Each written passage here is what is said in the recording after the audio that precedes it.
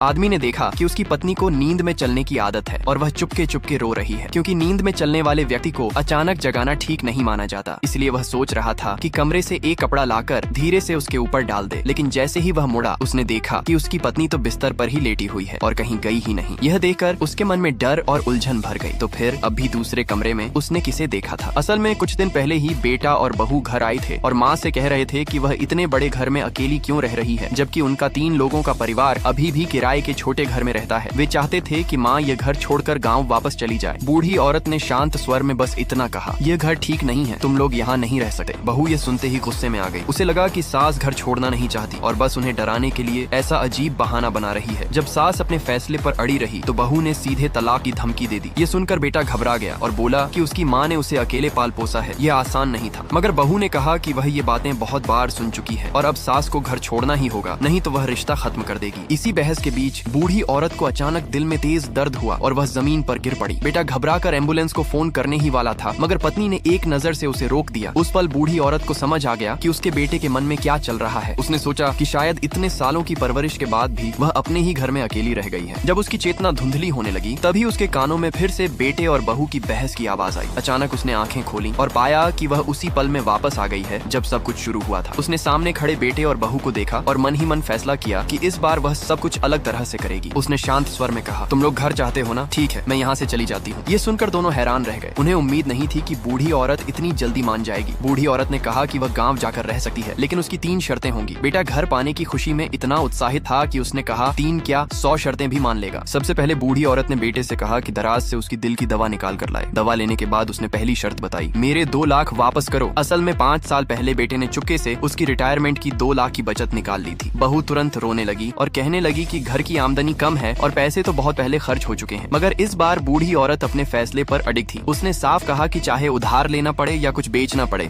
पैसे वापस करने ही होंगे। पति पत्नी अलग जाकर सलाह करने लगे। बहू ने कहा कि अपने गहने बेचकर पैसा जुटा लेते हैं, क्योंकि इस घर की कीमत बहुत ज्यादा है। आखिरकार दोनों ने पैसे लौटाने की बात मान ली। बूढ़ी औरत ने कहा कि पैसे मिलते ही वह 1 हफ्ते के अंदर घर छोड़ देगी। इसके बाद उसने दूसरी शर्त बताई, दूसरी मंजिल पर जो छोटा कमरा है उसे किसी भी हालत में नहीं खोलना। फिर उसने तीसरी शर्त बताई, एक बार जब मैं यहाँ से चली जाऊंगी तो फिर कभी वापस नहीं आऊंगी, चाहे तुम लोग मुझसे कितना भी कहो। बहू ये सुनकर मन ही मन खुश हो गई।